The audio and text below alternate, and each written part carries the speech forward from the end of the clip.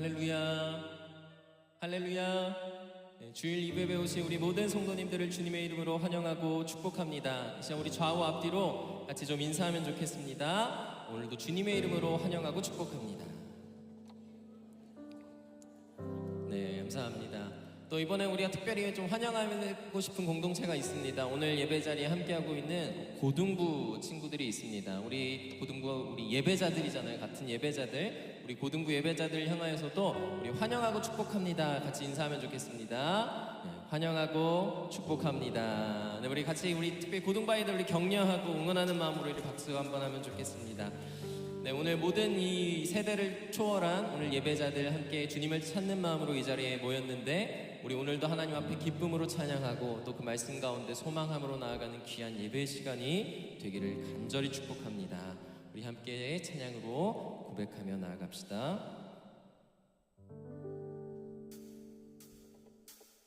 주를 찾는 모든 자들이 주로 말미암아 기뻐하고 즐거워하게 하시며 주의 구원을 사랑하는 자들이 항상 말하기를 하나님은 위대하시다 하게 다시 한번 주를 찾는 모든 자들이 주로 말미암아 기뻐하고 즐거워하게 하시며 주의 구원을 사랑하는 자들이 항상 말하기를 하나님은 위대하시다 하게 하소서. 주는 나의 도움 나를 건지시느니 여호와여 지체 말고 내게 임하소서. 가난하고 궁핍한 내 마음 가운데 여호와여 속히 임하소서. 아멘. 우리 같이 할까요? 다시 한번 주를 찾는 모든 자들이 주로 말미암아 기뻐하고 즐거워하게 하시며 주의 구원을 사랑하는 자들이 항상 말하기를 하나님은 위대하시다 하게 다시 한번 주를 찾는 모든 자들이 주로 말미암아 기뻐하고 즐거워하게 하시며 주의 구원을 사랑하는 자들이 항상 말하기를 하나님은 위대하시다 하게 하소서. 주는 나의 도움 나를 건지시느니 여호와여 지체 말고 내게 임하소서. 가난하고 궁핍한 내 마음 가운데 여호와여 속히 임하. 다시 한번 주는 나의 도움 나를 건지시느니 여호와여 지체 말고 내게 임하소서. 가난하고 궁핍한 내 마음 가운데 여호와여 속히 임하소서. 아멘. 오늘 우리가 또 예배하는 가운데 주님을 찾아온 모든 예배자들에게 하나님이 베푸시는 구원의 은혜와 축복이 있을 줄 믿습니다. 우리가 그 마음 가운데 궁핍한 우리의 마음이 회복되어지고 주님 앞에 더욱더 바라는 영광을 가지고 나아가는 귀한 예배 시간이 되기를 축복합니다. 자, 우리의 목소리 높여서 주는 나의 도움 나를 건지시느니 여호와여 지체 말고 내게 임하소서. 가난하고 궁핍한 내 마음 가운데 여호와여 속히 임하소서. 나의 도움 나를 건지시느니 여호와여 지체 말고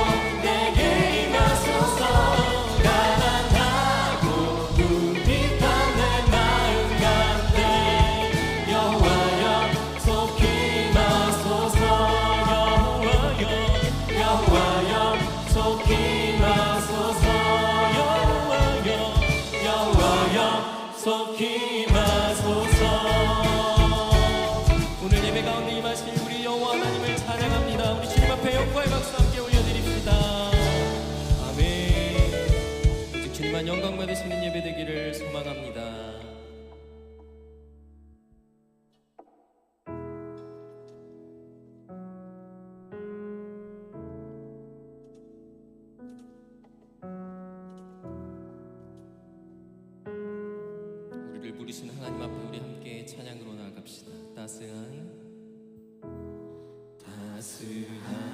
성령님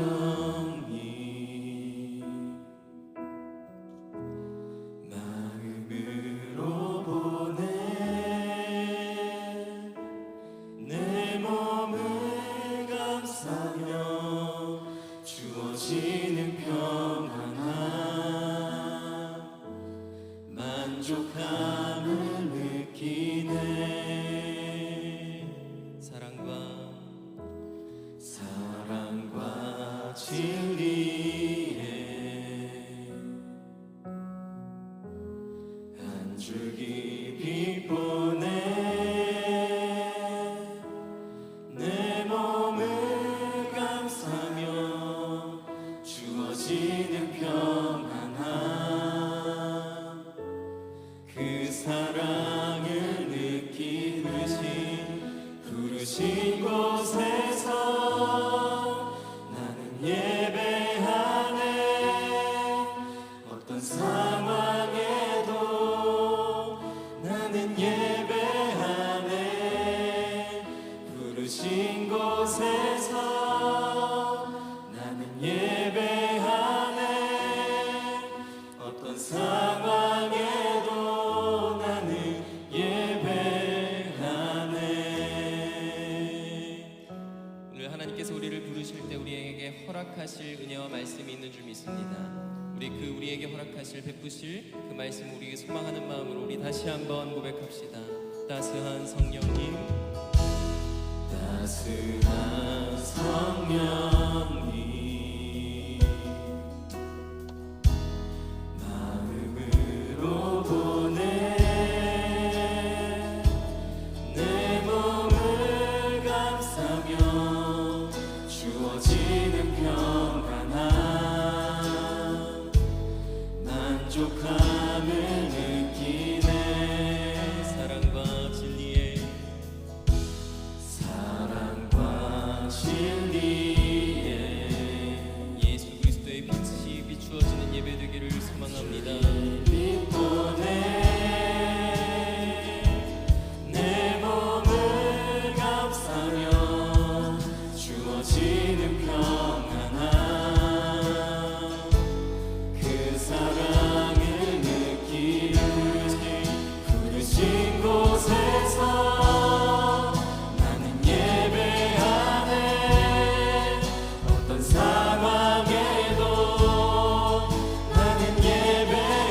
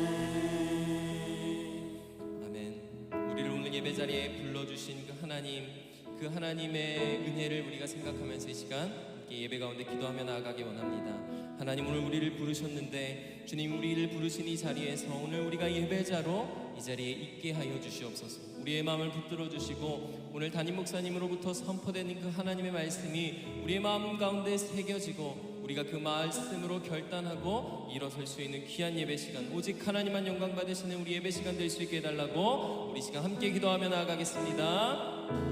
하나님 아버지,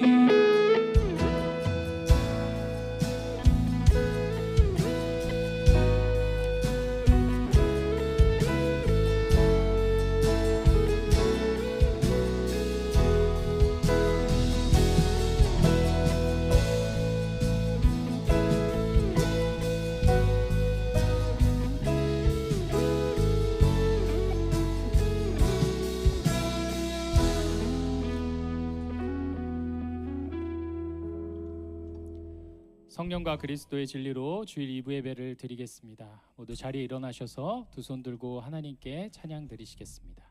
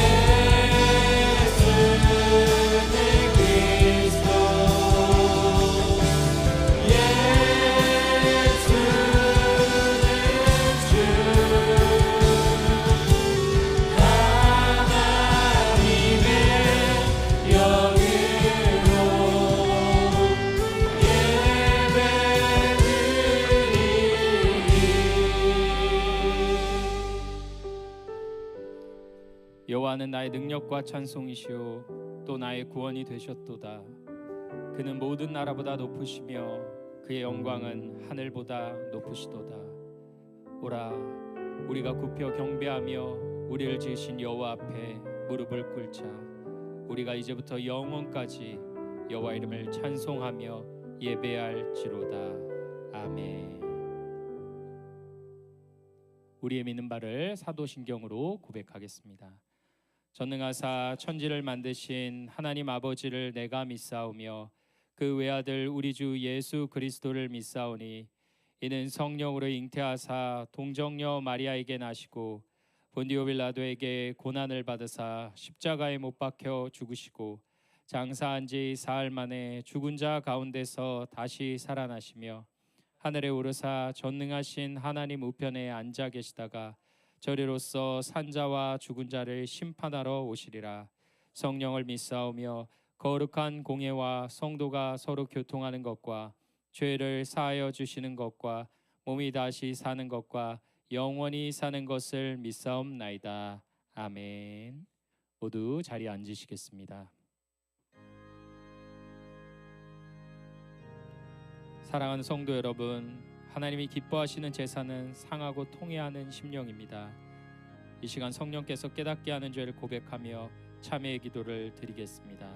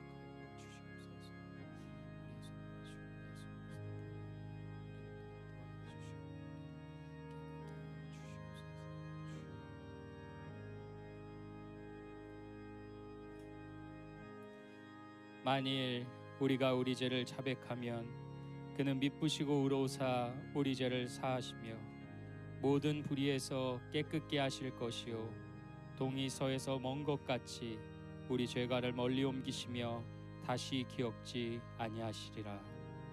하나님, 우리에게 죄사함의 은혜를 주시니 감사합니다.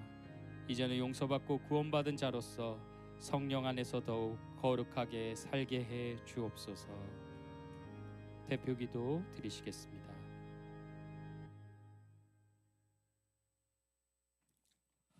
천지 만물을 말씀으로 창조하시고 돌보시는 하나님, 무더웠던 지난 여름을 건강하게 지켜주시고 높고 푸른 가을 하늘을 주셔서 푸르던 들녘을 황금빛으로 물들여 주시고 오곡백과가 잘 자랄 수 있게 하시고 추수하게 하신 은혜에 감사하며 하나님 앞에 추수감사 예배를 드리오니 받아 주시옵소서. 저희들 믿지 않는 가족과 이웃들에게 하나님의 사랑을 전하며 기도하오니 하나님께서 그들을 택하여 주시고 자녀 삼아 주심으로 전도의 열매 또한 추수하는 감사 예배게 되게 하여 주시옵소서.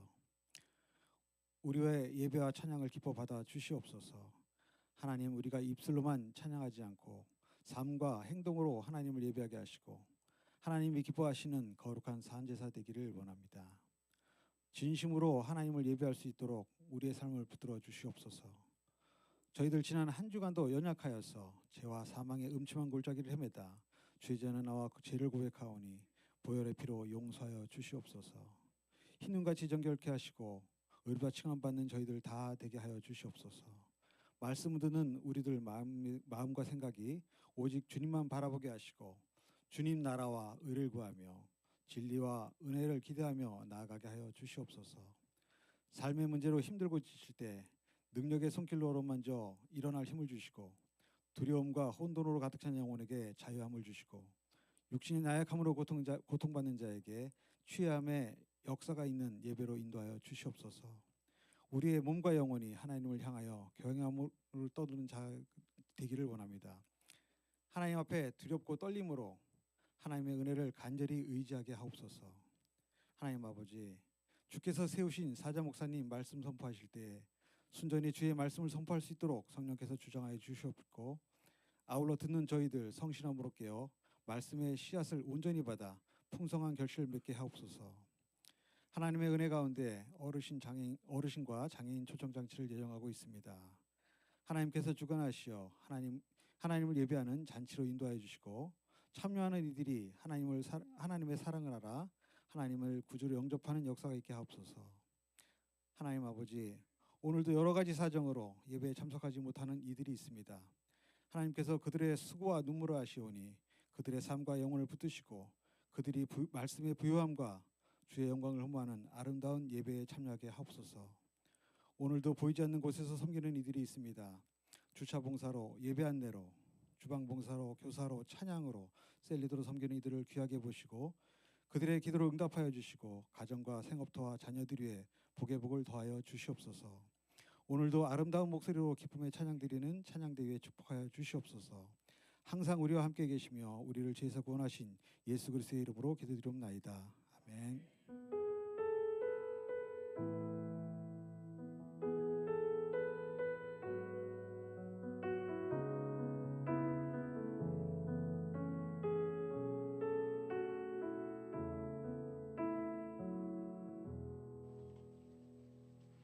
네, 은혜로운 기도 감사합니다.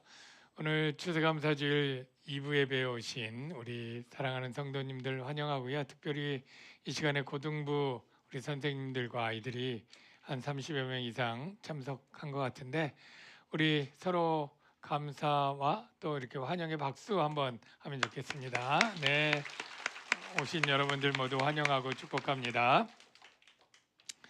네, 교회 소식 말씀드리면 네, 새로 새가족들을 위해서 등록 안내 5층 새가족실에서 하고 오늘 또 추수감사 주일 또 식사가 또 예배후에 4층 만나올에서 맛있는 식사가 준비되어 있으니까 모두 식사하시고요. 우리 정영식 목사님이 안타깝지만 건강상 이유로 급작스럽게 사임하게 되었습니다. 그리고 후임 목사가 12월 1일 부임하고 11월은 제가 청년부를 지도하게 되었습니다. 지난주에 등록한 새가족 손동숙님 일부에 참석을 하셨고요. 우리 그래도 환영합니다. 박수 한번 하겠습니다. 네. 제 안식주일은 이제 원래 오늘이었는데 연기해서 11월 30일과 26일, 12월 6일로 연기합니다. 사도행전 성경고사를 좀 앞당겼습니다. 11월 초에 끝나게 될 것 같아서 좀 앞당겨서 11월 23일 오후 4시에 마테룸에서 있겠고요. 전에는 개인별로 이렇게 했는데 조금 재밌게 팀별도 있겠습니다. 셀에서 3명 나오면 그 3명 점수 합산해가지고 팀별로 부서, 팀 이렇게 그러니까 좀 팀으로 나오면 좀 부담은 덜하겠죠. 네, 그렇게 또 있고 개인별도 있고 합니다. 성경적 성교육 특강이 있겠습니다. 10월 25일 토요일 10시 반에 3층 디모데룸에서 소년부 학부형 대상으로 하지만 소년부 말고 유년부 학부형이나 뭐 다른 학부형도 하겠다 그러면 아마 받아줄 것 같아요. 믿음으로 세우는 성경적 성가치관 교육이 우리 박소영 교육전도사님 강의로 되어지는데 뭐 부부가 참여하면 더 좋다고 합니다. 축구 친교회가 축구 경기를 오늘 오후 6시에 남양주 체육문화센터 B구장 굉장히 큰 코트니까 아마 4쿼터에서 선수 교체를 무제한으로 해가면서 아마 운동하고 7시 반쯤에 폐회식하면서 상품도 푸짐하게 준다고 합니다. 그러니까 또 응원이나 구경 그리고 또 잠깐 뛰실 분들 모두 환영한다고 하니까 가시기 바랍니다. 오늘 청년 리더들 그룹과 제가 비전 토크 모임 갖겠습니다. 오늘 추수감사 예배는 아까 얘기한 것처럼 우리 중등부, 고등부, 청년부가 본당에서 같이 예배하고 유년부, 소년부는 마테룸에서 연합해서 예배를 드립니다. 그리고 성찬식이 있겠고요. 추수감사 헌금은 전액 절기 구제부 주관으로 어려운 이웃들, 소외된 분들 위로하고 도와주는 그러한 일에 전액 지출합니다. 추수감사 찬양 축제가 2시인데 딴 때보다 조금 앞당겨졌는데 왜냐하면 2부 예배 드리는 분들이 또 참 갔다 오기도 그렇고 너무해서 조금 앞당겨서 그렇게 식사 후에 바로 진행하도록 하겠습니다. 광염 쿠폰 5만 원까지 해서 상금이 작년에 20만 원에서 30만 원으로 물가 인상분 훨씬 많이 더 이렇게 올려드렸습니다. 즐겁게 참여하시고요. 중간중간 또 구경하시는 분들에게 또 경품도 있다고 합니다.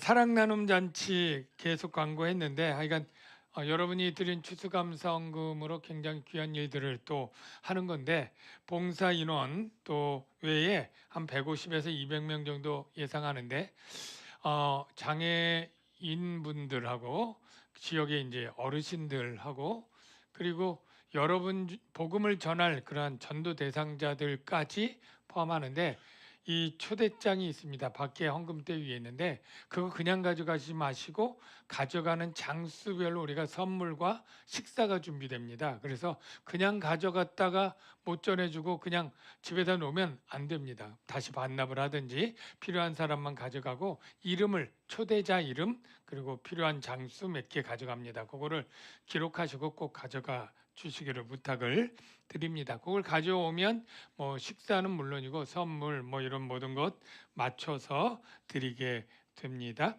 여러분이 드린 헌금 중 680만 원 정도를 지출하게 됩니다. 오늘 또 봉사하는 모든 셀에 감사를 드리면서 소식을 마치도록 하겠습니다. 이제 성가대 찬양 드리겠습니다.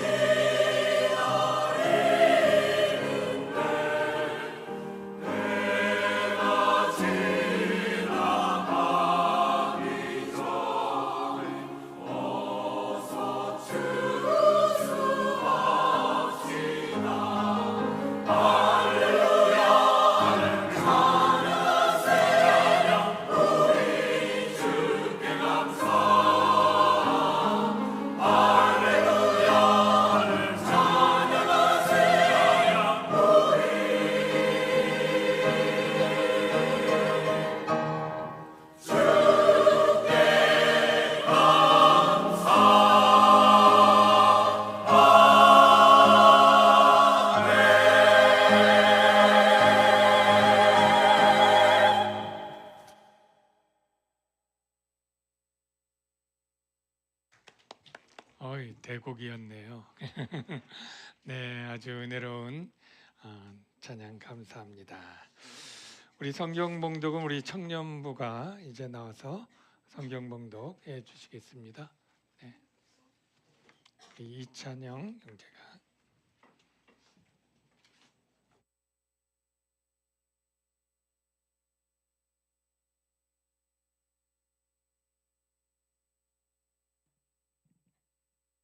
오늘 저희 교회에 주신 하나님의 말씀은 사도행전 28장 1절부터 10절까지입니다. 사도행전 28장 1절 10절부터 10절까지입니다. 제가 봉독하도록 하겠습니다. 우리가 구조된 후에 안즉 그 섬은 멜리데라 하더라. 비가 오고 날이 참에 원주민들이 우리에게 특별한 동정을 하여 불을 피워 우리를 다 영접하더라. 바울이 나무 한 묶음을 거두어 불에 넣으니 뜨거움으로 말미암아 독사가 나와 그 손을 물고 있는지라. 원주민들이 이 짐승이 그 손에 매달려 있음을 보고 서로 말하되 진실로 이 사람은 살인한 자로다. 바다에서는 구조를 받았으나 공의가 그를 살지 못하게 함이로다 하더니 바울이 그 짐승을 불에 떨어버리매 조금도 상함이 없더라. 그들은 그가 붙든지 혹은 갑자기 쓰러져 죽을 줄로 기다렸다가 오래 기다려도 그에게 아무 이상이 없음을 보고 돌이켜 생각하여 말하되 그를 신이라 하더라. 이 섬에서 가장 높은 사람 보블리오라 하는 이가 그 근처에 토지가 있는지라. 그가 우리를 영접하여 사흘이나 친절히 머물게 하더니 보블리오의 부친이 열병과 이질에 걸려 누워 있거늘 바울이 들어가서 기도하고 그에게 안수하여 낫게 하매 이러므로 섬 가운데 다른 병든 사람들이 와서 고침을 받고 후한 예로 우리를 대접하고 떠날 때에 우리 쓸 것을 배에 실었더라. 아멘. 네, 우리 좌우에 계신 분들에게 우리 인사하겠습니다. 사랑합니다. 인사하겠습니다. 네, 네, 사랑합니다. 네, 이렇게 또 우리 청년들, 우리 학생들 있으니까 아주 더 젊어지는 느낌 있고 에너지를 받는 것 같아요. 네, 우리 신체 장기 중에 쓸개라고 하는 부분이 있잖아요. 그 쓸개를 한자로 뭐라고 하는지 아시죠? 담 이렇게 얘기합니다. 근데 이 쓸개가 하는 일이 있는데 속담이나 보면 이런 표현이 있죠. 쓸개 빠진 사람. 네, 여러분 근데 말은 들었는데 이게 무슨 뜻인지 참 잘 이해가 안 되는데 사전을 찾아보니까 이제 소신이나 용기가 없는 사람, 그래서 줏대가 없고 겁이 많고 우유부단한 이런 사람들을 이제 쓸개 빠진 사람 이렇게 얘기를 한다고 해요. 제 아내도 몇 년 전에 그 종양이 쓸개 있어서 빼서 쓸개 빠진 사람이 되었는데 쓸개 빠지면 담력이 없고 용기가 없다는데 제게는 굉장히 담대한 것 보니까 쓸개를 덜 뗐나 그런 생각을 하고 쓸개가 생겨났나 그런 생각을 합니다. 그냥 웃자고 한 얘기입니다. 네. 근데 이 용기나 이 담력이 떨어지면 낙담 그렇게 얘기합니다. 낙심, 낙담. 우리 그리스도인들이 신앙생활할 때 낙담하게 되는 일들이 있습니다. 주로 어떤 사람이냐면 열심히 일하던 사람 중에 일어납니다. 아예 게으르고 일하지 않는 사람은 낙담할 일이 별로 없어요. 그런데 열심히 성과도 내고 봉사도 하고 하다가 일이 잘 안 되고 또는 비난을 받거나 어려움이 생기면 의욕을 잃고 포기하는 것입니다. 그냥 봉사 이제 안 할래 또는 예배도 줄일래 그러면서 점차 신앙생활을 잘 안 하게 되는 낙담한 사람들이 있습니다. 아주 믿음이 좋은 사람들도 낙담들을 합니다. 성경에 보면 가장 위대한 구약의 두 사람 모세와 엘리야 이렇게 얘기를 하는데 모세도 낙담한 일이 있었죠. 언제요? 내가 하나님을 위해서 이스라엘 백성을 열심히 뭘 해보겠다고 하다가 사람 죽이고 나서 그 모든 애굽의 부귀 영화를 다 버리고 도망하고 광야로 가서 40년을 할 일 없이 있을 때 낙담한 상태를 갖습니다.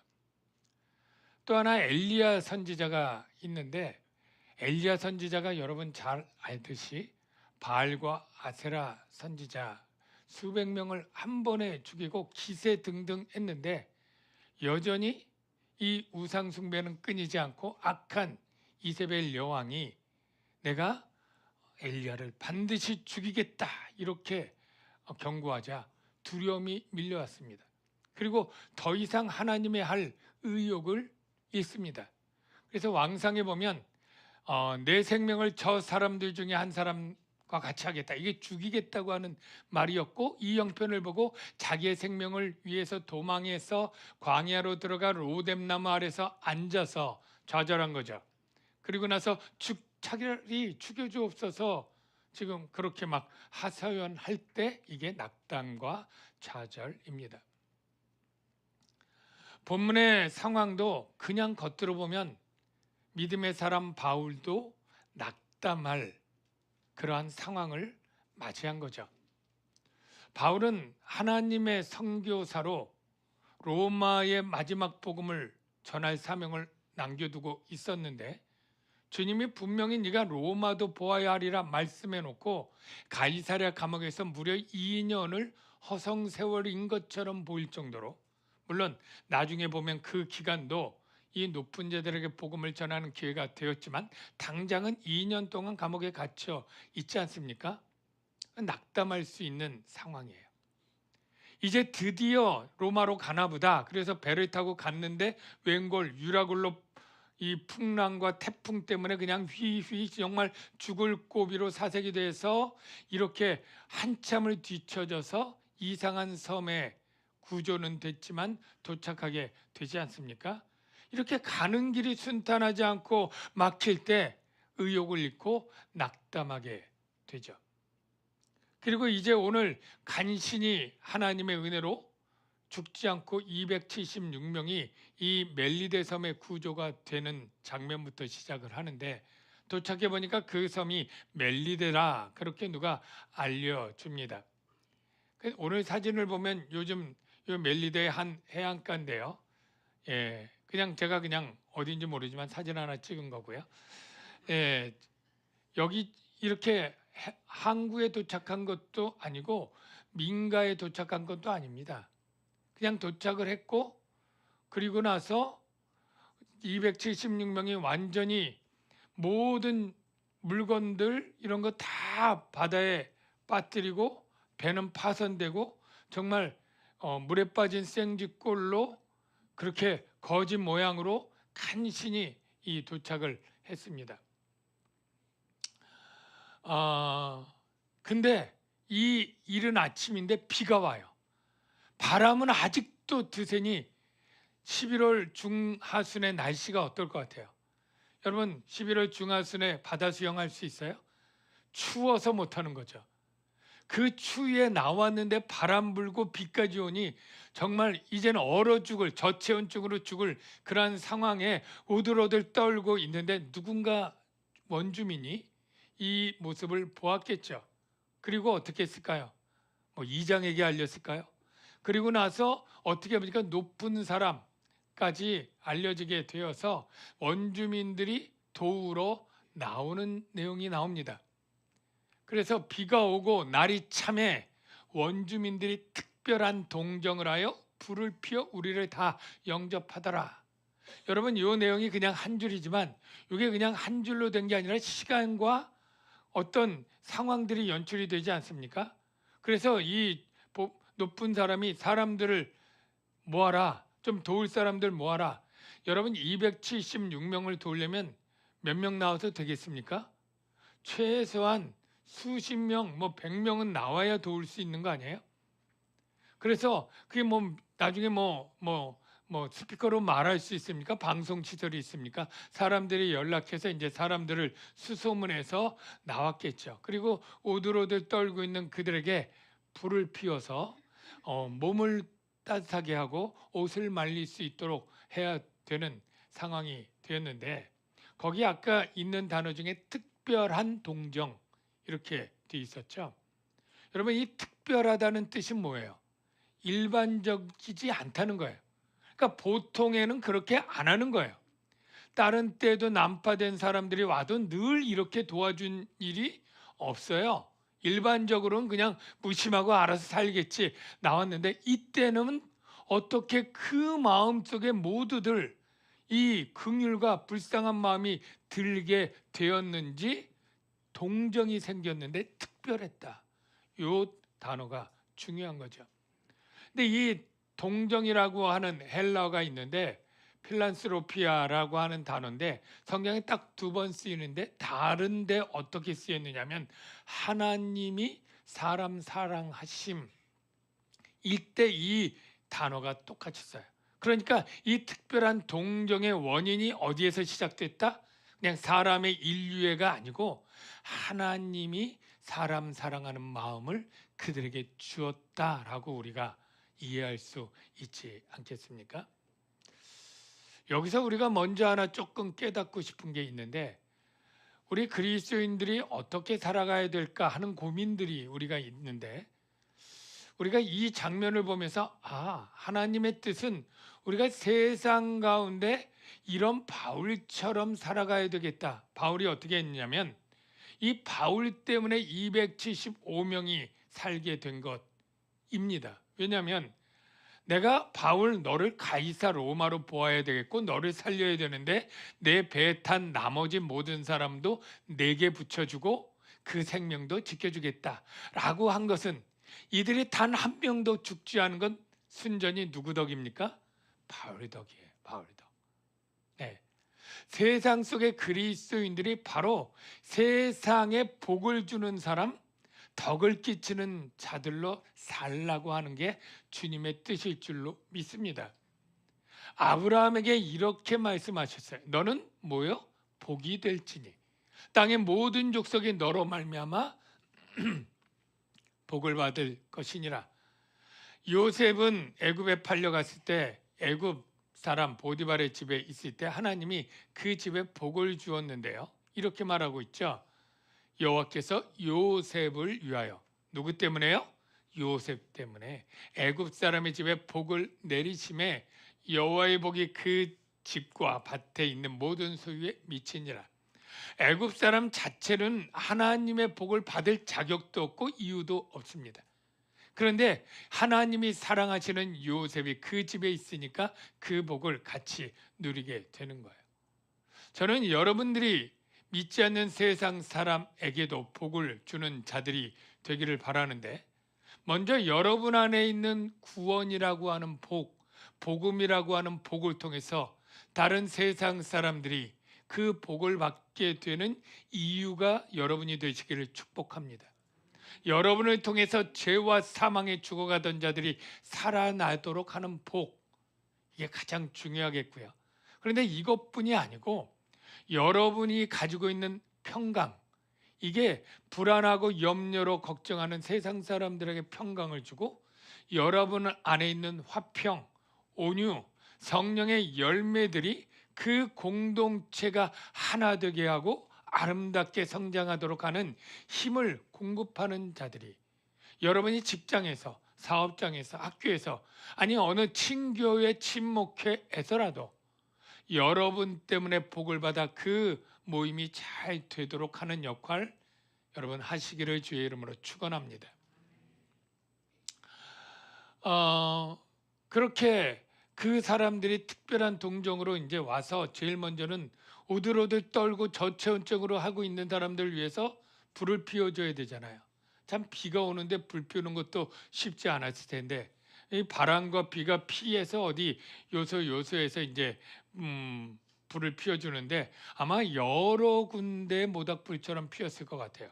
근데 이 바울도 이 군번이 그게 아닌데도 이 나뭇가지 묶음을 주워가지고 이제 불을 피우는 일을 했는데 그 한 묶음 얻어가지고 이제 불에다 던지려고 하는데 그 속에 독사가 있었습니다.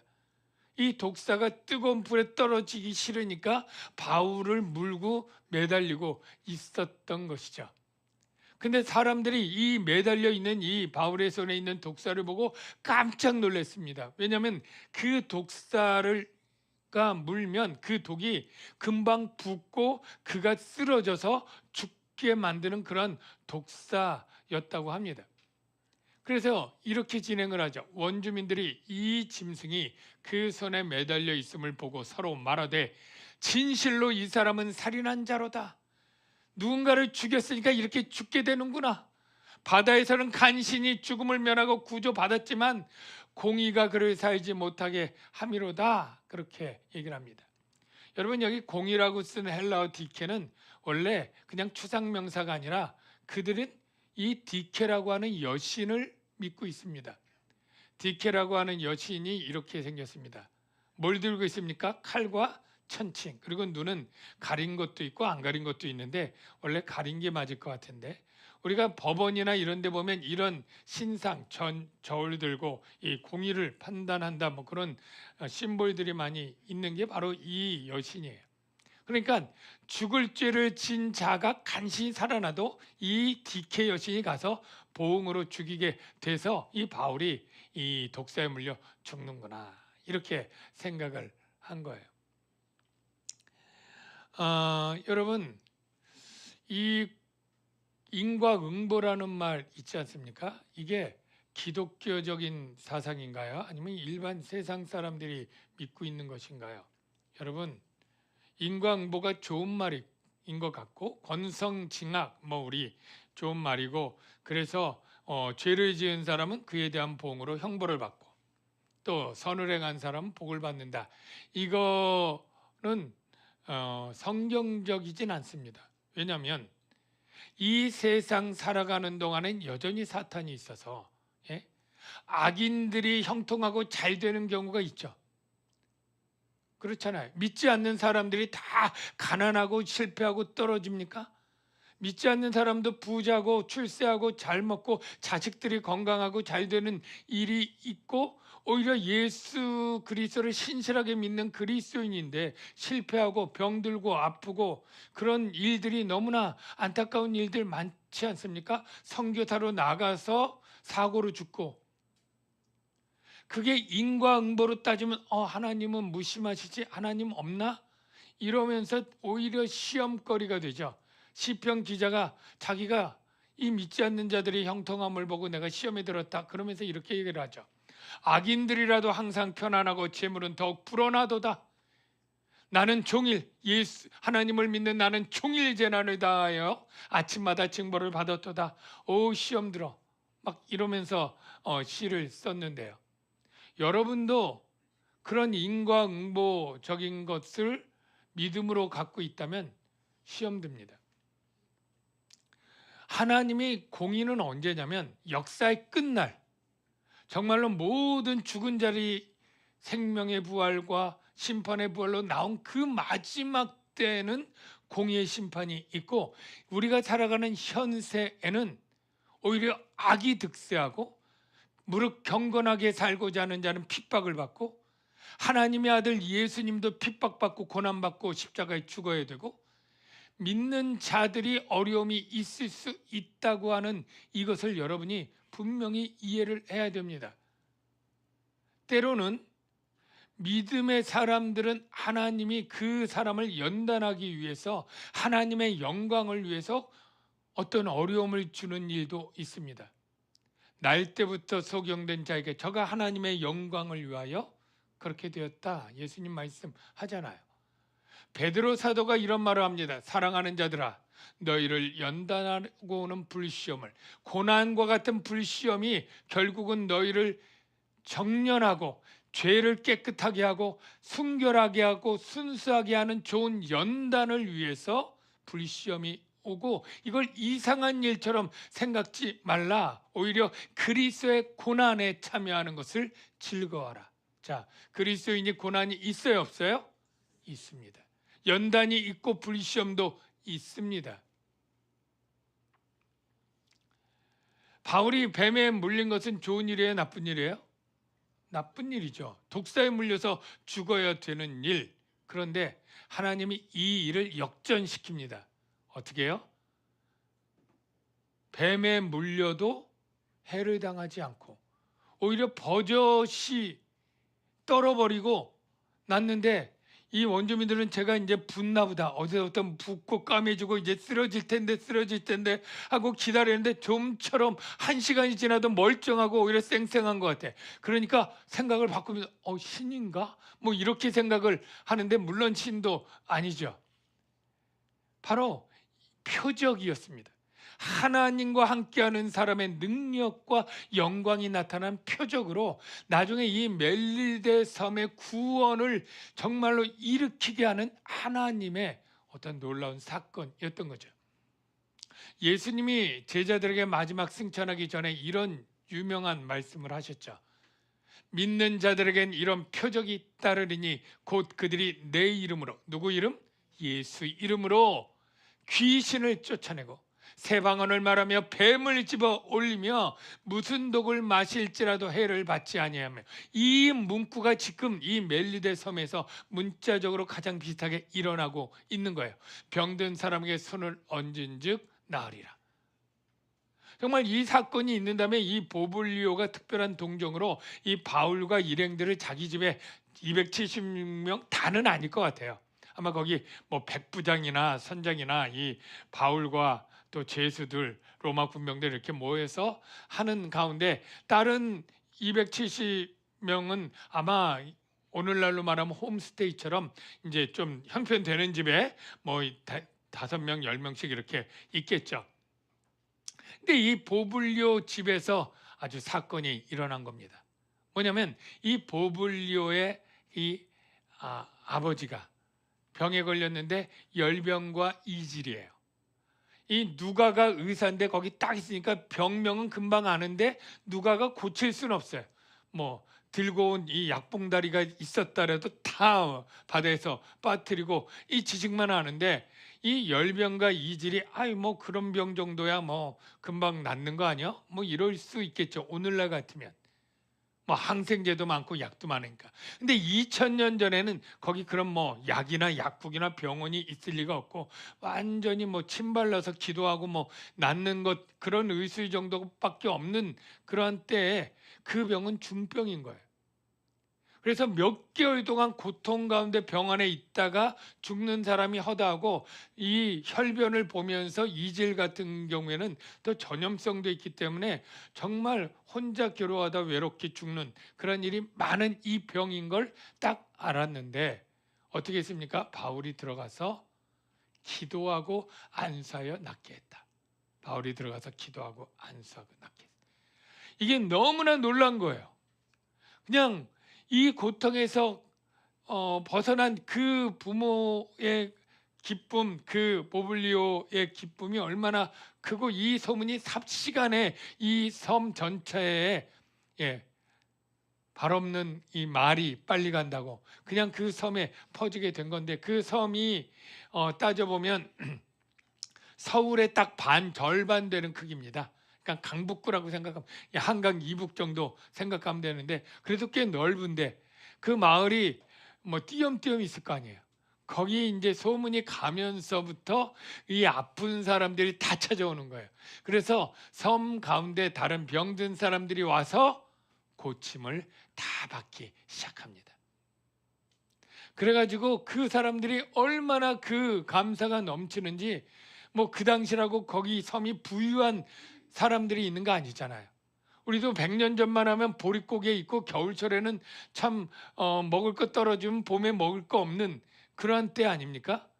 추수를 해서 지금은 있지만 그 사람들이 자기 집에 있는 곡물들, 밀, 보리, 그리고 뭐 옷가지들 뭐 이런 걸 그냥 다 들고 오는 거예요. 그래서 후한예로 그 얼마 동안 있었느냐면 90일 3개월 동안 있습니다. 한겨울 내내.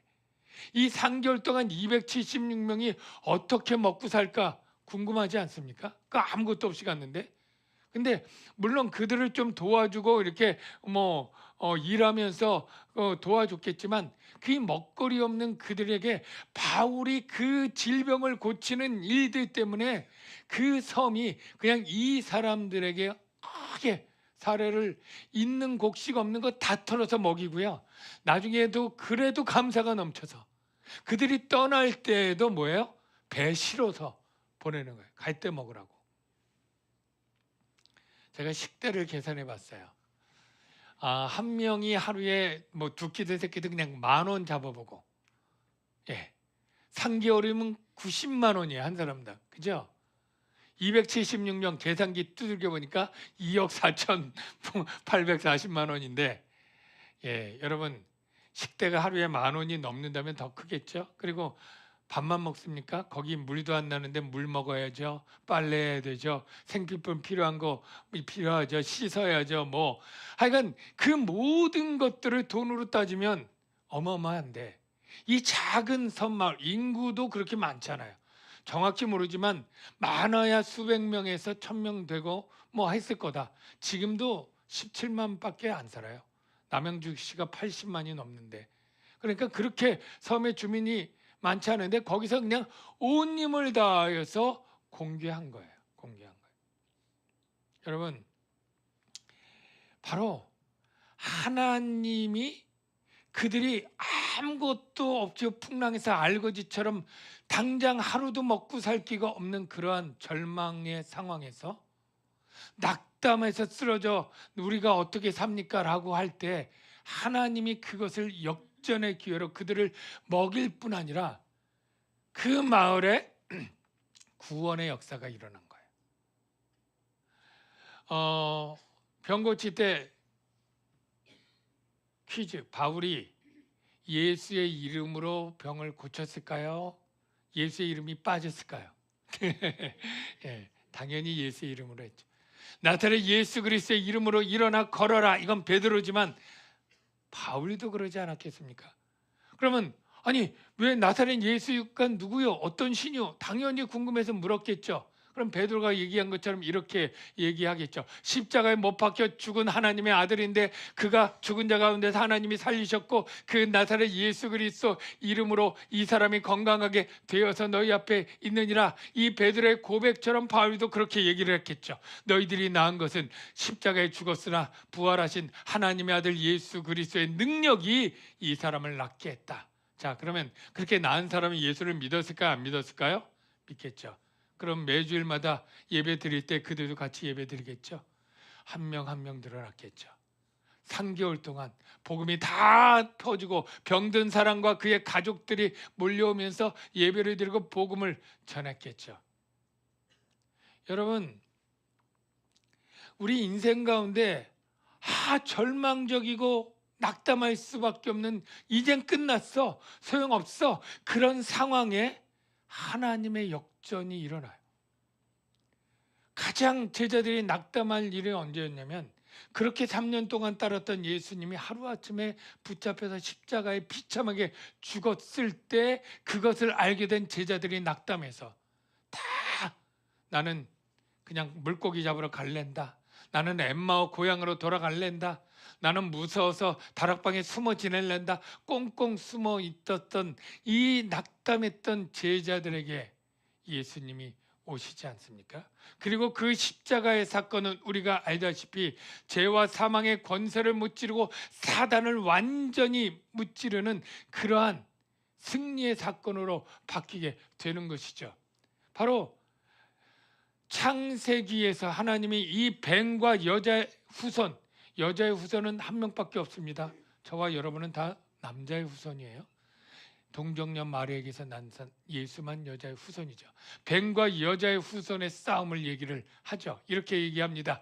이제 여자의 후손과 내가 원수가 될 텐데 여자의 후손은 내 머리를 상하게 할 것이요 뱀의 머리를 상하면 죽는 거예요. 너는 그의 발꿈치를 상하게 할 것이라.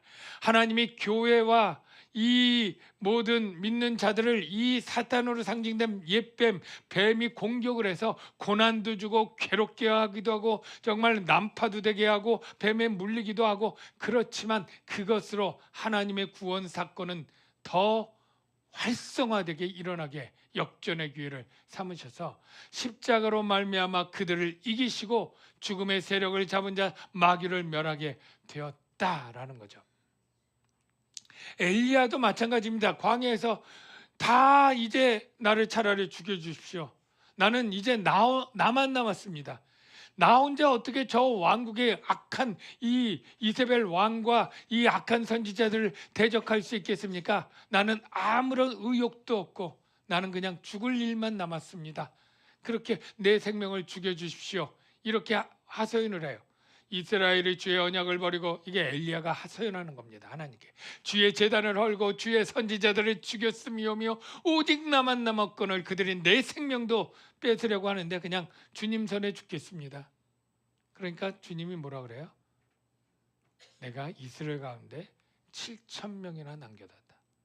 그리고 너는 내 사명을 감당해라. 그리고 3가지 사명을 감당하는, 그 사명이 너무너무 중요한 사명이죠. 아주 역사상 중요한 인물 3명에게 기름을 부어 세워서 그 하나님의 뜻을 이루게 해요.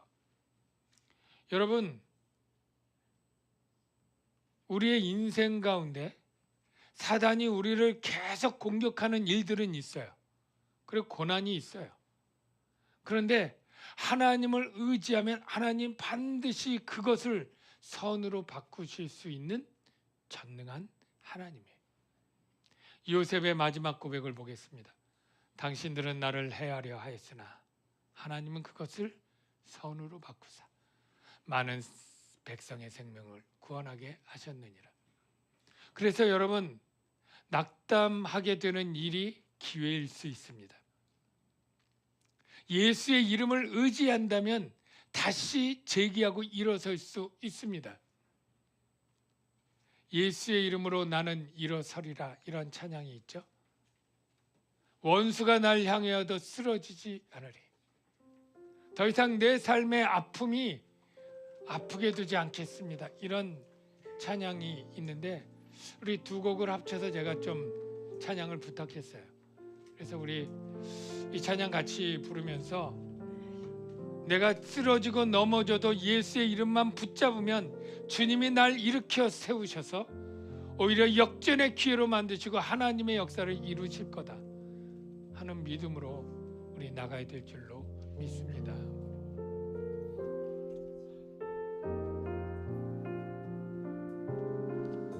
예수의 이름으로,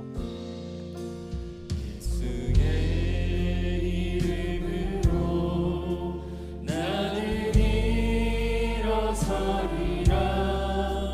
주가 주신 능력으로 나는 일어서리라. 원수가 날 향해 와 쓰러지지 않으리. 주가 주신 능력, 주가 주신 능력으로, 주가 주신 능력으로, 주가 주신 능력으로 일어서리. 나는 일어섭니다.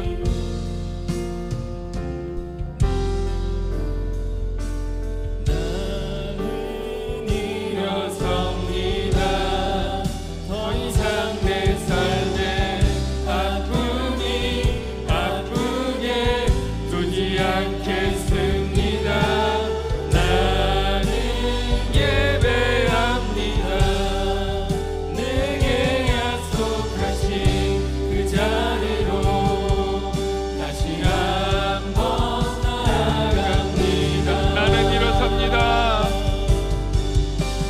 나는 일어섭니다. 더 이상 내 삶의 아픔이 아프게 두지 않겠습니다. 나는 예배합니다.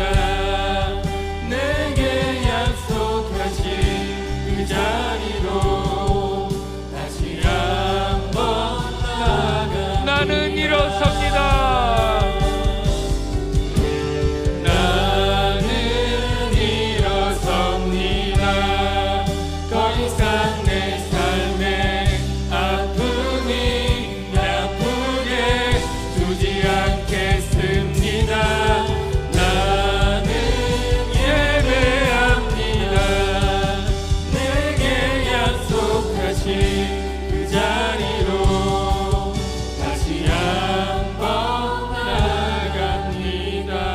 한번 기도하면 좋겠습니다. 우리 내 인생 가운데 좌절하고 낙담했던 순간들, 그런 일이 있기도 했고 또 있을 수도 있겠습니다. 현재 또 그렇게 낙담 가운데 있는 사랑하는 믿음의 동역자들이 있기도 합니다. 하나님, 주님이 함께 하시고 붙잡아 주시면 그 아픔이, 그 고통이 아버지 안에 오히려 내가 딛고 일어설 수 있고 내가 연단으로 삼아 성장해 나갈 수 있는 기회가 된다는 것을 우리가 믿음으로 나갈 수 있도록 주님 도와 주시옵소서. 더 이상 좌절하지 않고 낙담하지 않도록 주님 우리를 붙잡아 주시고 우리를 다시 세워 일으켜 주시옵소서. 우리 다 같이 이러한 제목으로 주여 한번 외치고 동성으로 기도하겠습니다. 주여, 아버지 하나님, 이 시간에 낙담하고 두려워하고 떨어 있는 사람들, 아버지 하나님, 믿음에 떨고 있는 사람들에게 하나님 아버지, 주여 그 아픔이 더 이상 우리를 좌절시키고 우리를 낙담시키는 일이 되지 아니하도록 주여 도와주시옵소서. 하나님, 우리 사랑하는 성도들 믿음으로 이겨낼 수 있도록 주여 도와주옵소서. 다시 믿음의 자리, 예배의 자리로 나아가게 하여 주옵소서. 더 이상 주저앉지 않게 하옵소서.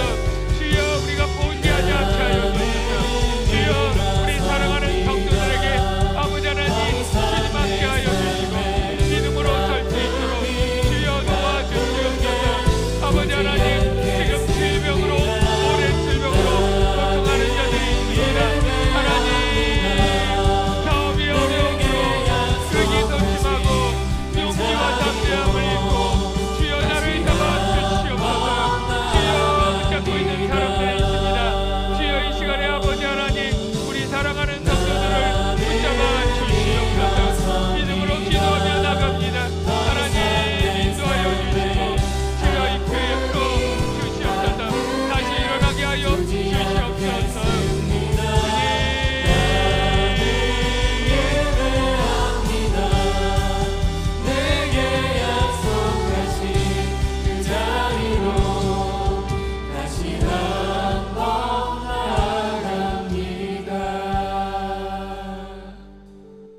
하나님 아버지,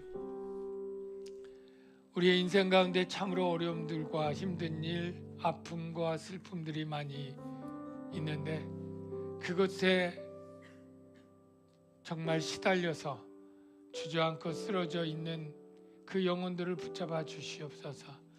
오히려 주님의 함께 하심으로 그 아픔이 오히려 믿음으로 전진하는 힘이 되게 하시고 에너지가 되게 하시고 하나님이 그 아픔을 통해 오히려 구원의 영역을 확장시키고 구원이 확산되게 하는 선한 기회로 만드는 이 일이 됨을 깨닫게 하시고 일어설 수 있도록 주님 도와 주시옵소서. 예수님의 이름으로 기도합니다. 준비하신 예물을 하나님께 드리도록 하겠습니다. 우리 헌금위원, 우리 학생들 나와서 헌금하고 다시 한번 또 헌금 드리신 분들은 찬양하고 기도하면 되겠습니다. 나는 일어섭니다. 나는 일어섭니다. 더 이상 내 삶에 아픔이 아프게 두지 않겠습니다.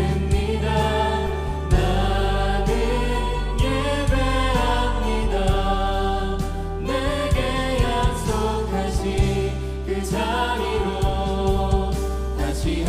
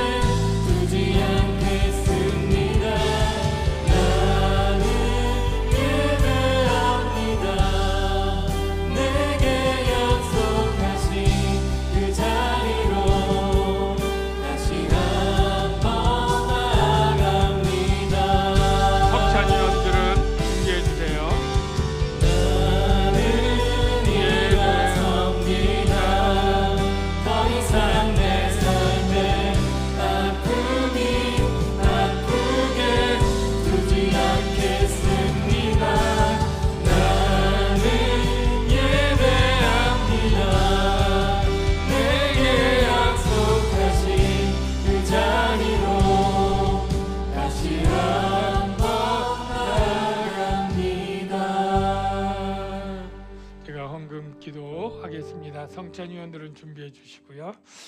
하나님 아버지, 추수감사절이라 추수감사헌금을 정성껏 드렸습니다. 늘 하던 대로 감사헌금과 11조헌금을 드렸습니다. 하나님이 기쁘게 이 예물을 받아주시고, 특별히 추수감사헌금은 어려운 이웃들을 잘 위로하고 섬기는 일에 선용되게 하시고, 또 모든 헌금들이 그리스도의 몸된 우리 교회가 사명을 감당하는 일에 잘 사용되어 하나님께 영광 돌리게 하여 주옵소서. 예수님의 이름으로 기도합니다. 아멘. 우리 성찬식을 하도록 하겠습니다. 내가 너희에게 전한 것은 주께 받은 것이니 곧 주 예수께서 잡히시던 밤에 떡을 가지사 축사하시고 떼어 이르시되, 이것은 너희를 위하는 내 몸이니 이것을 행하여 나를 기념하라 하시고. 이제 우리가 이 떡을 나누게 되는데, 이 떡은 그냥 떡이 아니라 카스테라가 아니고 그 의미가 십자가에 달린 예수님의 살을 의미하는 것이고 생명의 양식을 의미합니다. 새 언약을 믿는 자마다 이 떡을 받을 때 우리가 예수님의 죽음으로 말미암아 생명을 얻었다 하는 감사를 다시 한번 가지면서 이 의식에 참여하면 되겠습니다. 잠깐 기도합니다. 하나님, 주님이 십자가에 달려 찢긴 그 살이 우리에게 생명의 양식이 되어서 새 언약의 백성들에게 영원한 생명을 주시니 참으로 감사합니다. 평생 이 은혜를 잊지 아니하고 감사로 살아가는 우리가 되게 하여 주시옵소서. 예수님의 이름으로 기도합니다. 아멘.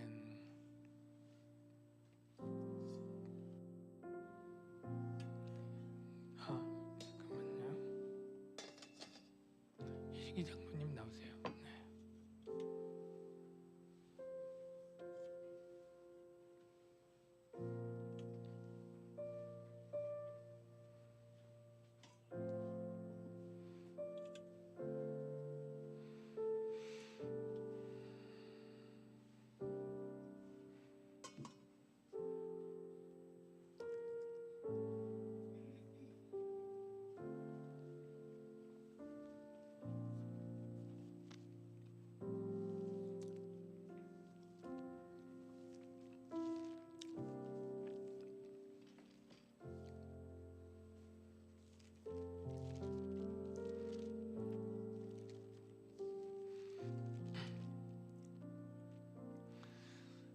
예수께서 대답하여 이르시되, 내가 진실로 진실로 너희에게 이르노니 너희가 나를 찾는 것은 표적을 본 까닭이 아니요 떡을 먹고 배부른 까닭이로다. 내가 진실로 너희에게 이르노니 모세가 너희에게 하늘로부터 떡을 준 것이 아니라 내 아버지께서 너희에게 하늘로부터 참떡을 주시나니, 하나님의 떡은 하늘에서 내려 세상에 생명을 주는 것이니라. 예수께서 이르시되, 나는 생명의 떡이니 내게 오는 자는 결코 줄이지 아니할 터이요 나를 믿는 자는 영원히 목마르지 아니하리라.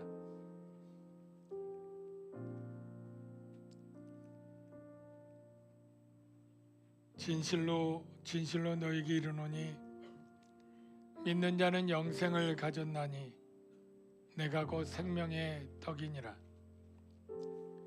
너희 조상들은 광야에서 만나를 먹었어도 죽었거니와 나는 하늘에서 내려오는 떡이니 사람으로 하여금 먹고 죽지 아니하게 하는 것이니라. 나는 하늘에서 내려온 살아있는 떡이니 사람이 이 떡을 먹으면 영생하리라. 내가 줄 떡은 곧 세상의 생명을 위한 내 살이니라 하시니라.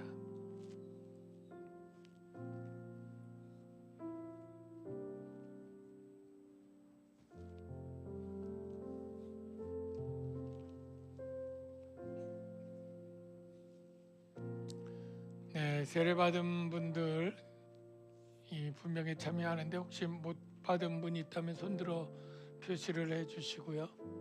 네, 다 받았습니까? 네,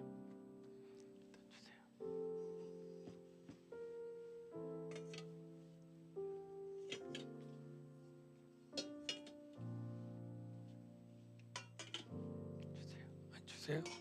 이걸 주세요. 그리고 제가 드리는 겁니다.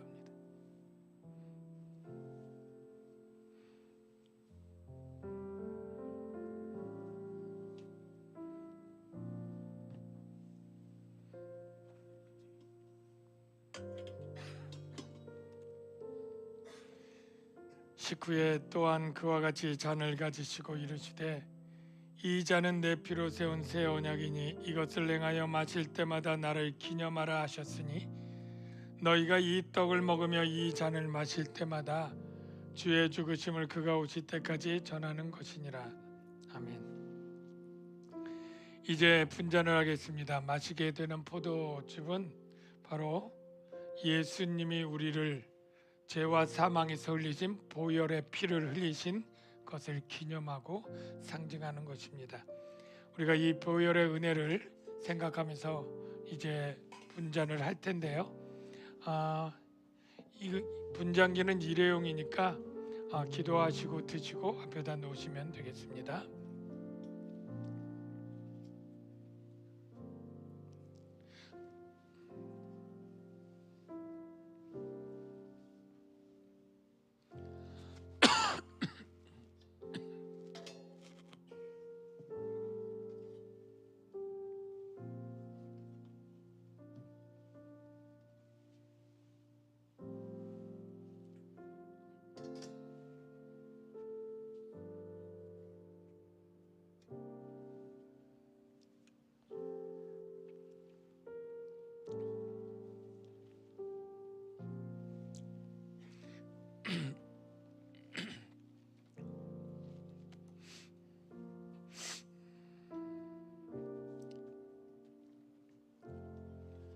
예수께서 이르시되 내가 진실로 너희에게 이르노니 인자의 살을 먹지 아니하고 인자의 피를 마시지 아니하면 너희 속에 생명이 없느니라.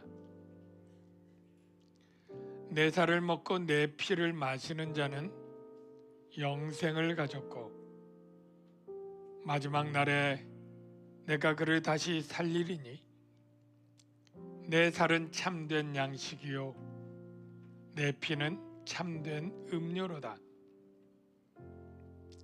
내 살을 먹고 내 피를 마시는 자는 내 안에 거하고 나도 그의 안에 거하나니 살아계신 아버지께서 나를 보내심에 내가 아버지로 말미암아 사는 것 같이 나를 먹는 그 사람도 나로 말미암아 살리라. 이것은 하늘에서 내려온 떡이니 그 조상들이 먹고도 죽은 그것과 같지 아니하여 이 떡을 먹는 자는 영원히 살리라.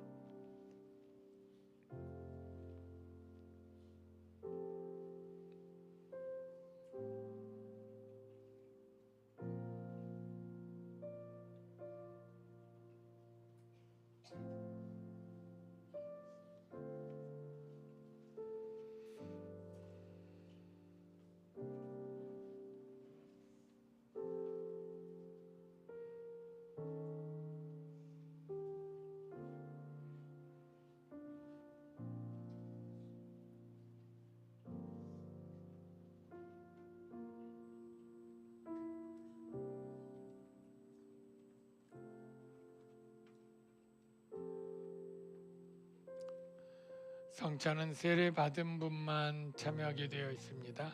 그래서 우리 혹시 학생들 가운데 아직 입교 세례 받지 않은 친구들은 조금 기다렸다가 또 참여해 주시면 되겠습니다.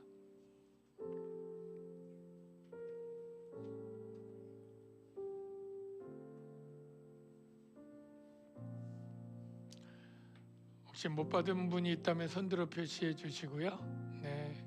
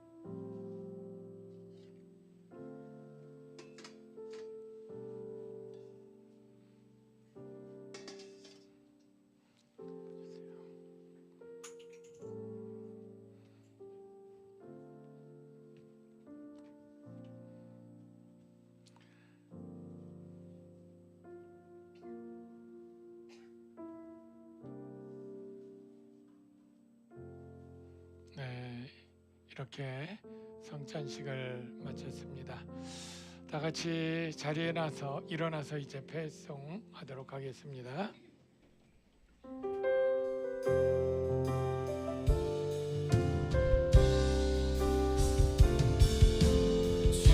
주님 다시 오실 때까지 나는 이 길을 가리라.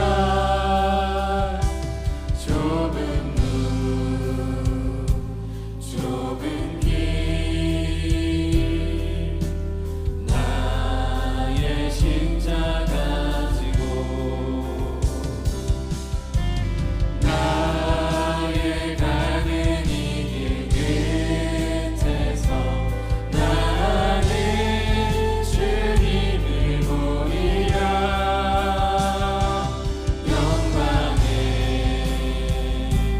내 주님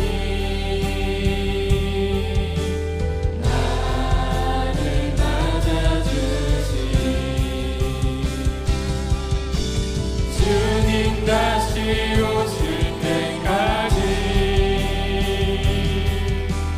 나는 일어나 달려가리라. 주의 영광 온 땅 덮을 때 나는 일어나 노래하리. 내 사모하는 주님 온 세상 구주시라. 내 사모하는 주님 영광의 왕이시라.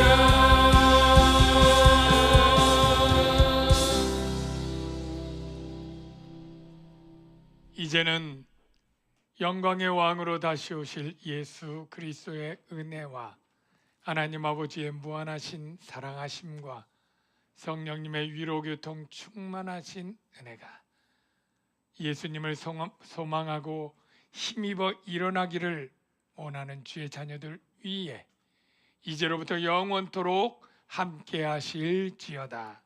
아멘.